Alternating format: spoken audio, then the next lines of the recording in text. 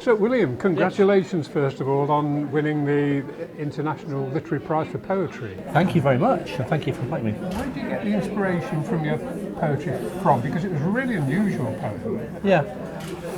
I think the frustration of having entered so many competitions and so many rejections and not winning, so I came up with a conceit of a poem about entering a competition, which I thought was quite unusual. It captured the imagination of all the judges. I mean, they all loved it, and it's very unique and something very different to what else was in the competition. So, where do you get your inspiration from generally for your poetry? I often write, I think you tend to write poems about things which move you emotionally, which affect you. And I think there can be things in your personal life, there can be events. For me, I quite often write poems about things that happen in the news. So I write kind of, if I said political poetry, that would sound terrible because it probably is terrible. But it's not so much politics, but it's how it makes me feel. And I will often use kind of rhyming couplets, or I will use kind of traditional poetic forms because I like I like outwardly facing poetry that's funny. I don't think poetry has to be kind of sad and sorrowful and wistful. I try and occasionally I do that, but I try not to write poetry like that. I try to write poetry which, if you like it, kind of entertains. I mean, that's what I try to do. Now, by profession, you're a journalist. I am indeed. Yes. So, is poetry a sort of counterbalance between the journalistic work you do? Yes, because particularly with news writing, it's a very standardised format, and there's not really lots. You can't use adjectives or adverbs or a metaphor. You're going to be published in. Yeah, that's fantastic. I've read the anthology; it's really good. I mean, wow, very high standard. So, have you been published for your poetry previously? Yeah, I've been entering more things since working at home. So I was in a mind anthology, poems sort of inspired on mental health themes, because that's something I'm interested in. And so yes, in that anthology, and I've been published online.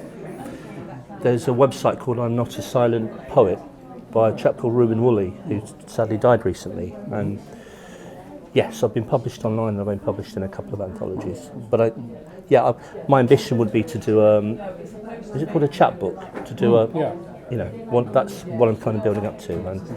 But I think these days you're expected to do spoken word and you're expected to perform as a poet, and I think that's fine. That's as it should be, because that kind of proves your chops, if you like, and it proves you have confidence in your poetry.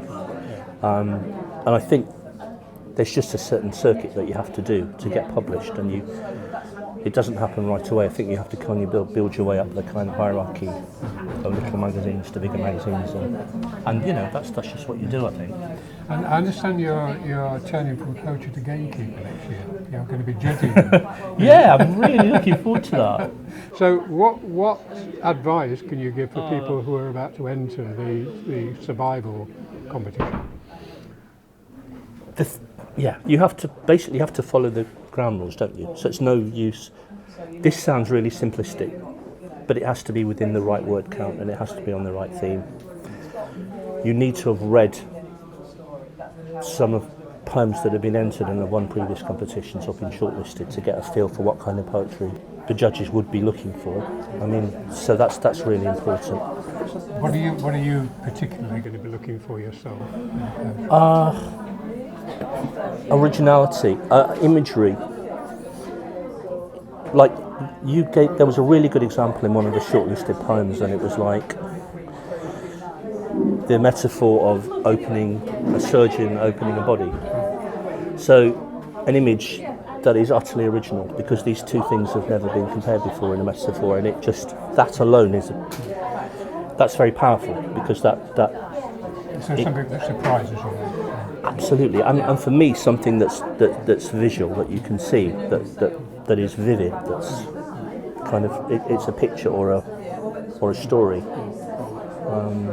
and there's nothing wrong with kind of anguish and catharsis, but I don't know. That tends to be not my kind. That won't prejudge my judging competition because, after all, So you feel you want your spirit to be lifted when you read poetry rather than... yeah, I think you need to be surprised or startled. Not necessarily put in a good mood or soothed, but just needs to be. It's that slightly kind of hair-tingling moment that you get when you something. Wow, this is good, you know. And that's irrespective of its form or how long the lines are. If it rhymes, that doesn't matter. It's just something that startles you, I think. So that's some interesting advice for people who are going to be entering the survival competition, and I've no doubt you'll be entering some other competitions yourself. Oh, in the course. Definitely. Yeah, I think you have to. You have to do it all Yeah, the time. yeah. Good. Thank you for joining us. Hey, thank you very much.